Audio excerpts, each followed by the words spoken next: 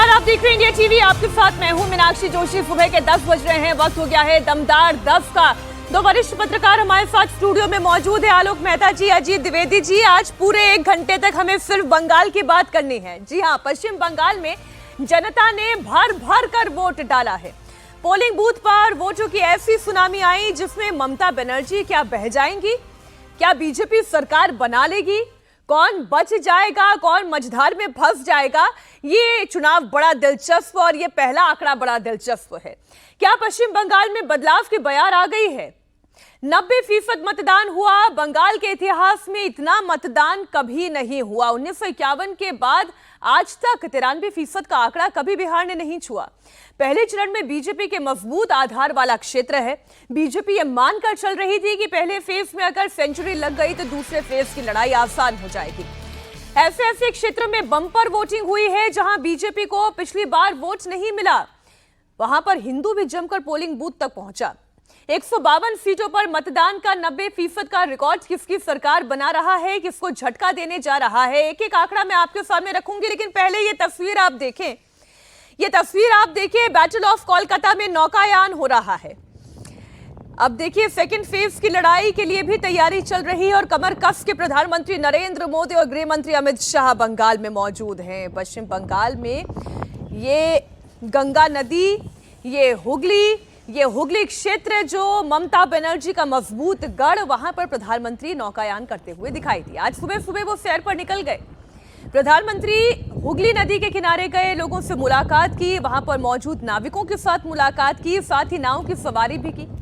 प्रधानमंत्री ने हुगली की तस्वीर सोशल मीडिया पर पोस्ट करते हुए लिखा, हर बंगाली के मन में गंगा के लिए विशेष स्थान है।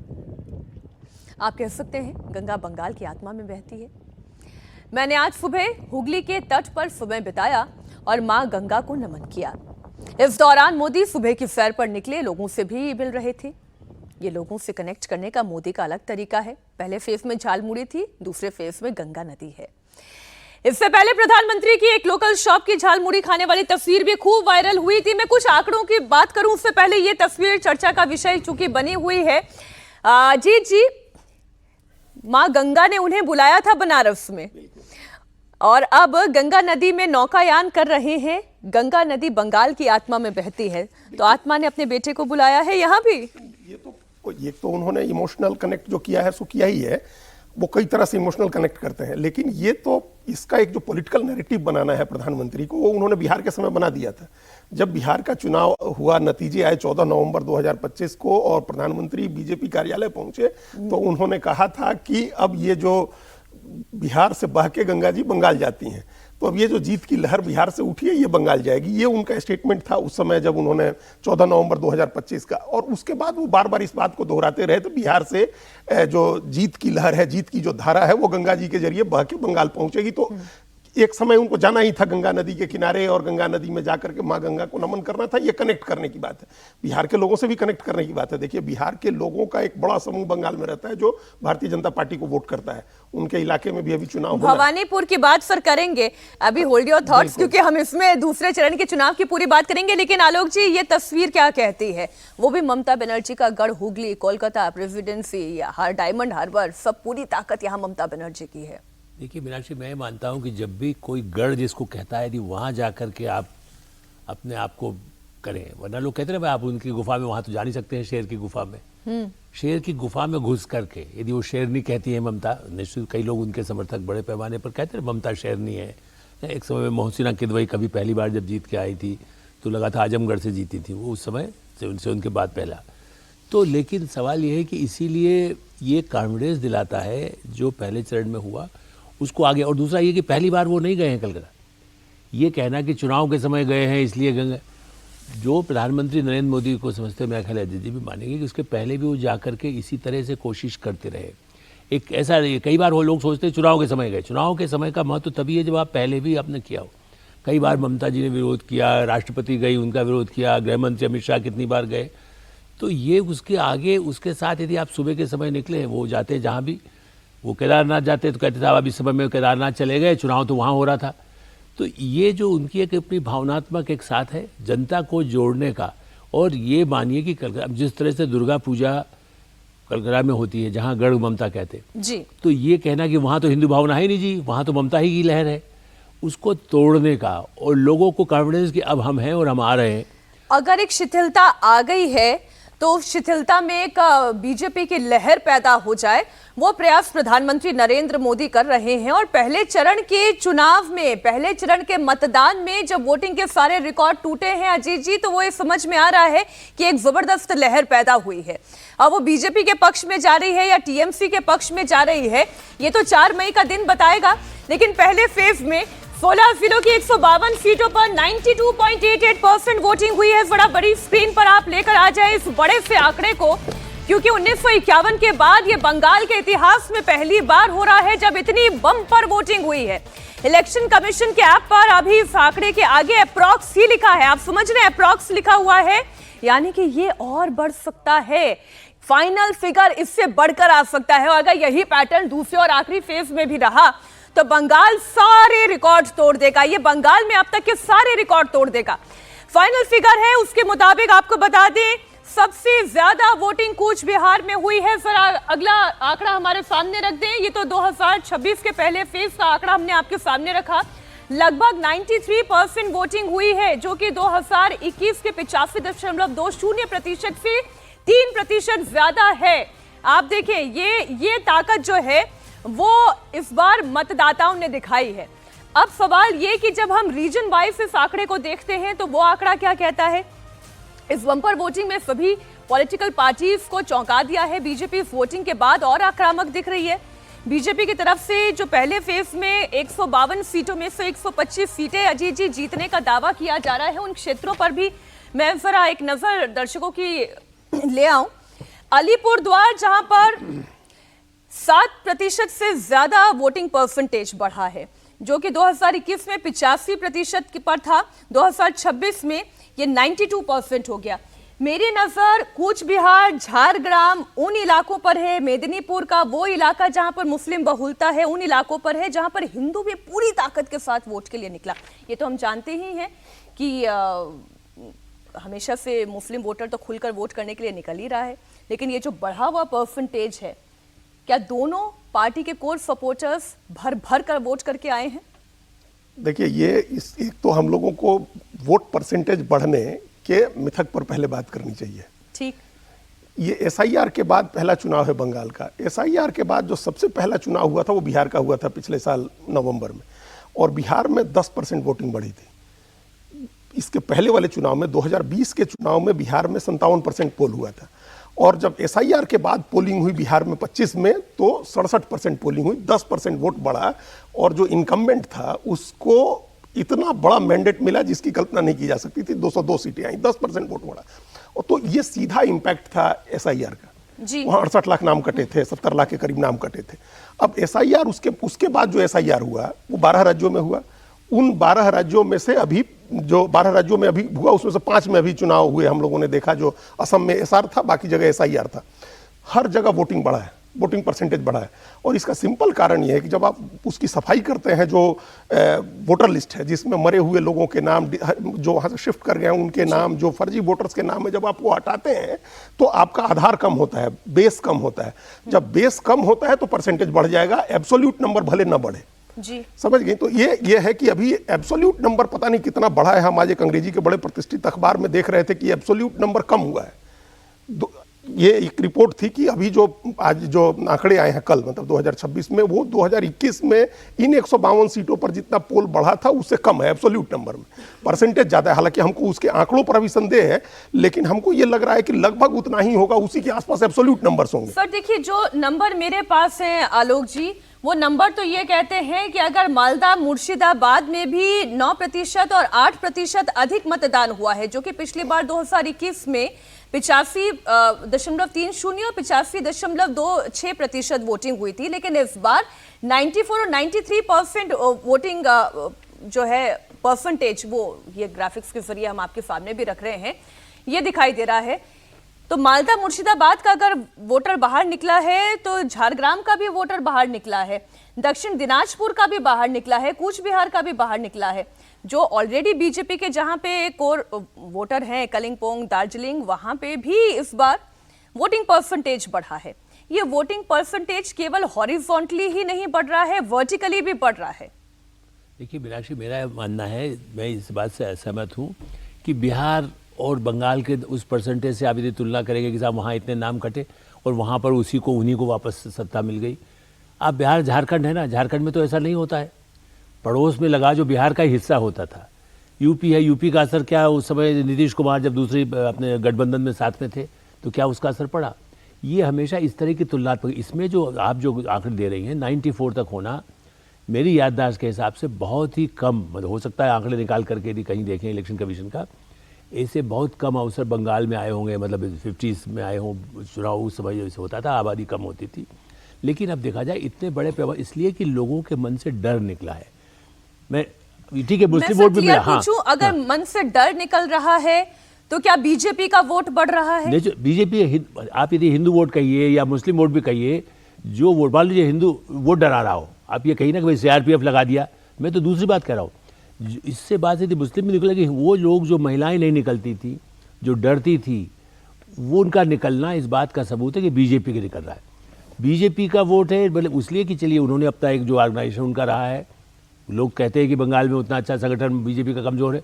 इस बार जब सुनिश्चित किया गया है, ये निकलना ही इस बात का प्रमाण है कि लोगों ने भय मुक्त होकर के आगे की जो उनकी आकांक्षा है उसके लिए वोट दिया है। अब रूरल और अर्बन क्षेत्र में भी अजीत जी आप कोई बदलाव देख रहे हैं, कोई पैटर्न देख रहे हैं? नहीं, हम पहले एक बार क्लियर कर दें सर आपको कि हमने ये बिल्कुल ही इम्प्लाई नहीं किया कि वोट परसेंटेज बढ़ा था बिहार में, सत्तारूढ़ पार्टी जीत गई तो यहाँ भी जीत जाएगी। हमने ये बिल्कुल नहीं कहा जी। अच्छा, आपने ये अर्थ निकाला कि हम ये कह रहे हैं कि वहाँ हुआ। अच्छा, तो आप ये कहना चाह रहे हैं ममता बनर्जी के हारने के भी चांस है? कोई नतीजा नहीं निकाला, क्योंकि वोट परसेंटेज मैं तो पूछूंगी आपसे, क्या ममता बनर्जी के भी हारने के चांस हैं?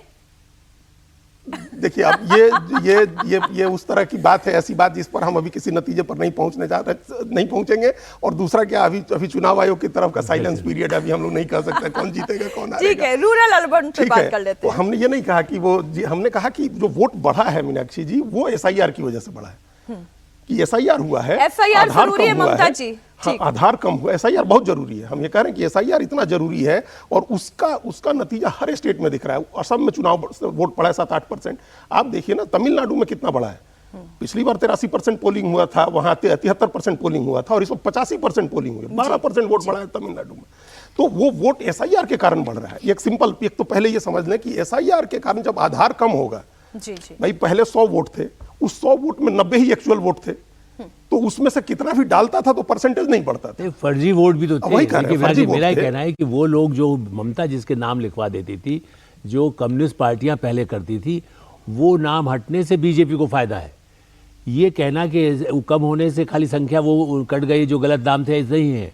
जो फर्जी नाम बड़े पैमाने पर घुसपैठियों के नाम वहाँ पर जो रहते थे, और जिस ढंग से मैनिपुलेट करती थी उस वोटर लिस्ट को, वो नहीं करती थी। मैं कम्युनिस्टों का भी कह रहा हूँ, इसके पहले कांग्रेस को हराने के लिए कम्युनिस्ट सिस्टमेटिकली 25 साल उसी के बल पर राज रहे। तो ये अब ये एक ऐसा है कि अंतिम जो कोशिश की गई कि भाई वो फर्जी नाम, आप चाहे इलेक्शन कमीशन को कुछ कहें, बीजेपी को कुछ कहें, मैं तो ये कह रहा हूँ कि साहब जिस ढंग से बिहार में, बंगाल में, देश के कई हिस्सों में इस तरह से जो मैनिपुलेट होता था, जो हरियाणा में मैनिपुलेट होता था, वो सब बदला है। अपने रिपोर्टर्स से ही जो बातें सुन रही हूँ, वो यहाँ दर्शकों को बता रही हूँ। वो कह रहे हैं कि कोई छापा वोट नहीं पड़ा है, जो कि एक ट्रेंड पश्चिम बंगाल में हुआ करता था। एक मुश्त छापा वोट पड़ता था, उससे पूरा इलेक्शन जो है वो गड़बड़ा जाता था। उसमें आप ममता बनर्जी का मैनेजमेंट कह लें या उससे पहले वाम दलों का जो मैनेजमेंट रहा, अब इस बार ऐसा कोई मैनेजमेंट हो नहीं पाया, छापा वोट नहीं पड़ा है। इसलिए रूरल और अर्बन की भी आप जो स्थिति देखेंगे उस पर मैं चर्चा को लेकर आऊंगी। लेकिन ममता बनर्जी ने 90% वोटिंग पर बयान दिया है। उन्होंने कहा है कि FIR के खिलाफ बंगाल के लोगों ने बम्पर वोटिंग की। ममता बनर्जी ने कहा कि बीजेपी बार बार दावा कर रही है कि वो जीतेगी, तो क्या उन्होंने EVM फिक्स कर रखी है? देखिए, जब भी ये EVM फिक्स करने की बातें आती है, ये विपक्ष की बेचैनी, घबराहट और तिलमिलाहट बताती है। ममता बनर्जी का बयान आपको सुनाते हैं। আপনারা এত মহা কি বলবো, আমি ওনাকে বলছি না, বিজেপি পার্টিটাকে এত মহামূর্খ হন কি করে? তার মানে কি আপনি ইভিএম মেশিনে ফিট করে রেখে দিয়েছেন? তা নাহলে এ কথা আপনি বলেন কি করে? যত ভোট পড়ছে সব আপনার। আর আমি শুনেছি প্রেসের কাছ থেকে কোনো একটা কমিশনের অফিস থেকে যারা নির্বাচন পরিচালনা করেন খবর খাওয়াচ্ছে 4টে থেকে নাকি গন্ডগোল হবে। তার মানে কি গন্ডগোল করে প্ল্যান করেছেন ইভিএম ছাপ্পা দিয়ে, সিআরপিএফকে দিয়ে ছাপ্পা দিয়ে ইভিএম মেশিন করে দখল করার? বলে না ধর্মের কল বাতাসে নড়ে, আপনারা যেটাই করবেন সেটাই আপনাদের বিরুদ্ধে যাবে। ममता बनर्जी का एक और बयान है, उन्होंने कहा कि सत्ता में आना जरूरी नहीं है लेकिन बीजेपी को केंद्र से हटाना जरूरी है। तो ये जो वो पॉलिटिकल नैरेटिव खड़ा करने की कोशिश करी है कि अगर बीजेपी जीतती है तो ईवीएम में खोट है, और ये काम पहले भी कई विपक्षी दल कर चुके हैं। ये समाजवादी पार्टी कर चुकी है, हार के यही नैरेटिव उन्होंने फैलाया था। ये कांग्रेस पार्टी कर चुकी है, जितनी बार हारती है उतनी बार ईवीएम को दोष देती है, और वही काम ममता बनर्जी पश्चिम बंगाल में कर रही है। तो सवाल ये कि क्या वो विचलित हो रही हैं? इधर पश्चिम बंगाल में पहले चरण की वोटिंग से बीजेपी के नेता शुवेंदु अधिकारी बहुत खुश हैं। उन्होंने कहा है कि इस बार बंगाल में फर्जी वोटिंग नहीं हो पाई, लोगों ने खुलकर वोट दिया। क्या सिग्नल माना जाए 152 सीटों पर? क्या सिग्नल माना जाए इस हाई परसेंटेज? 125 उम्मीद है, 125 सीटें आउट ऑफ 152। मुस्लिम वोटर्स में कंसोलिडेशन दिखा। रेजीनगर में हुमायूं कबीर को दौड़ाया गया, बहरामपुर में भी कोई विभाजन नहीं दिखाई दिया, मुस्लिम कंसोलिडेटेड दिखाई दिए। क्या सनातनी वोटर भी आपके लिए कंसोलिडेटेड हैं? हाई कंसोलिडेशन ऑफ सनातनी वोटर। मुस्लिम कंसोलिडेशन तो 2021 में 91% हुआ था। 2024 में बीजेपी आ जाएगा, 400 सीट होगा, हिंदू राष्ट्र बनेगा, इस तरीके से जो मौलवादी का फतवा था उसका बाद तो 95% वोट ममता को मिला यहाँ। इसलिए तो अदित चौधरी भी हार गया, गुजरात से यूसुफ पठान भी जीत गया था। ये 95% से ऊपर जाने का कोई मौका नहीं है। वो 5% 7% तो गिरेगा। लेकिन जो हिंदू कंसोलिडेशन 54% था पिछले लोकसभा चुनाव में, इस बार आप ईवीएम खुलने का बाद थोड़ा मेरा साथ कैलकुलेशन मिला लेगा, 85% से ज़्यादा हिंदू कंसोलिडेशन हुआ। सीपीएम का लूज वोटर्स भी, हिंदू वोटर्स, वो भी राम जी को दे दिया वोट। तो ये जो शुवेंदु अधिकारी कह रहे हैं वो ये कह रहे हैं और बहुत दावे के साथ कह रहे हैं कि हिंदू वोटर भी यूनाइट हो गया। इन दोनों बयानों पर भी सर हम आपका रिएक्शन लेंगे, लेकिन उससे पहले अलीपुरद्वार और उत्तर दिनाजपुर की जो फर्स्ट फेज की पोलिंग की जो आंकड़े हैं वो आपके सामने रख दें। अलीपुरद्वार की बात करें तो यहाँ पर 92.71% वोटिंग हुई है, जो कि 2021 के मुकाबले 7% से ज्यादा मतदान हुआ है। उत्तर दिनाजपुर की बात करें तो यहां पर भी 94.16% मतदान हुआ, जो कि 2021 के मुकाबले 10% ज्यादा है। अजीत जी, इन दो जिलों की पहले बात कर ले, अलीपुरद्वार और उत्तर दिनाजपुर। देखिए, अलीपुरद्वार ये वो हिंदू ज्यादा आबादी है वहाँ। उत्तरी दिनाजपुर में लगभग बराबर आबादी है हिंदू मुसलमान की, 45% के करीब मुसलमान होगा, 55% के करीब हिंदू होगा, लगभग बराबर आबादी है उत्तरी दिनाजपुर में। और दोनों जगह जहां मुस्लिम आबादी ज्यादा है वहां 10% के करीब वोटिंग ज्यादा हुई है, और अलीपुरद्वार में 7% वोटिंग ज्यादा हुई है। तो एक फिर हम दोहरा देंगे कि पहला कारण SIR है, दूसरा कारण यह है कि इस बार जो स्पिरिटेड कैंपेन था, जितना मोटिवेटेड वोटर था, जिस तरह से मोबिलाइजेशन किया गया था वोटर्स का, एक वो कारण है। तीसरा कारण यह है कि बड़ी संख्या में ऐसे लोगों ने वोट किया है जिनको ये खतरा दिख रहा है कि SIR पहला चरण है, इसके बाद NRC होगा, जो ममता बनर्जी ने एक नैरेटिव बनाया, आपका नाम कट सकता है अगर आपने वोट नहीं डाला। इस बार तो चुनाव आयोग ने आपका नाम शामिल कर दिया, अगर आप NRC SIR के बाद पहले चरण में वोट नहीं डालते हैं तो हो सकता है कि आपकी नागरिकता पर खतरा हो, आपको घुसपैठिया बनाया गया, जो लोग गए थे, बिल्कुल उन लोगों ने डाला, और जो वहां थे किसी वजह से लापरवाह होते थे, वोट नहीं डालते थे, इस बार सब लोग निकले वोट डालने, दोनों तरफ के कलिंपोंग और कूच बिहार का भी आंकड़ा चूंकि इसी में आपके सामने है। कलिंपोंग और कूच बिहार दोनों ऐसे क्षेत्र है जहां पर हिंदू आबादी ज्यादा है। कलिंपोंग जो कि बीजेपी का स्ट्रॉन्ग होल्ड है, एक ही सीट है कलिंपोंग से। तो अजीत जी, विधानसभा, हाँ जी, विधानसभा की तो कम ही सीट है वहां। तो 83% 2026 में, मतलब कल पहले चरण के चुनाव में कलिंपोंग में 83.07% मतदान हुआ, और यहां पर भी पिछली बार के मुकाबले आलोक जी 8.77% अधिक मतदान हुआ है। कूच बिहार में भी तकरीबन 7.5% अधिक मतदान पिछली बार के मुकाबले। इन दो क्षेत्रों का रुझान जो है आपको क्या दिखाई देता है? देखिए, मैं भी अभी भी यही कह रहा हूँ, जैसे अभी उन्होंने कहा कम्युनिस्ट पार्टी का वोट जो पड़ता था, हमने आप जब केरल की बात की थी तो मैं भी कहता था कि देखिए वहाँ पर कई वोट ऐसे हैं कांग्रेस को हराने के लिए कम्युनिस्ट को दे दें। वही स्थिति यहाँ पर हो रही है, क्या वो कम्युनिस्टों को बिल्कुल सफाया हो रहा है। ममता से सबसे बड़ी दुश्मनी कम्युनिस्टों की रही है, जो कम्युनिस्टों को उन्होंने हटाया, मैंने उनके जो समर्थक कह सकते हैं आप जी, उन समर्थकों को वो हिंदू, मैं बार बार ये कह रहा हूँ कि हिंदू वोट है मुझे सवाल नहीं है, सवाल ये है कि जो वहाँ की दैनंदिन उनकी जो लाइफ है उसको जिन्होंने प्रभावित किया, इसलिए वो और ज़्यादा उत्तेजित है कि भाई कम्युनिस्ट, उनको लगता है कि भाई ममता तो हमेशा राज करके उन कम्युनिस्टों को भी, खाली ऐसा नहीं कि वो हिंदू वोटों पर प्रभावित होता था, और यही वोट जो बढ़ा है ये बीजेपी के लिए ही फायदेमंद है।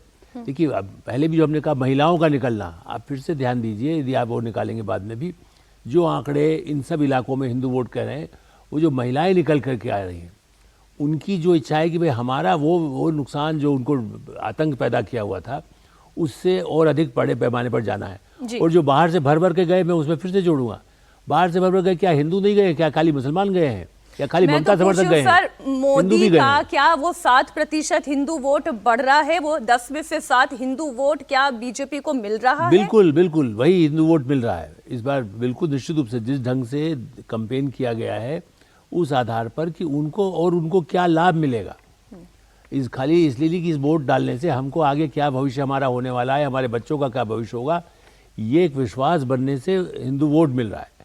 खाली हिंदुत्व के नाम पर नहीं मिल रहा है, कट्टर हिंदुत्व के प्रचार उस ढंग से नहीं किया गया इस बार, ये भी आप ध्यान दीजिए। यंग जनरेशन जो है बड़े पैमाने पर बंगाल में भी है, और पूरे चुनाव में इसी बात को ध्यान में रखा है प्रधानमंत्री नरेंद्र मोदी ने। धार्मिक भावना अलग चीज़ है और एक कट्टर होना, जैसा अभी नहीं कहते बिल्कुल हिंदू राष्ट्र हो जाएगा, ये हो जाएगा, ऐसी बातें नहीं कही गई। ठीक सर।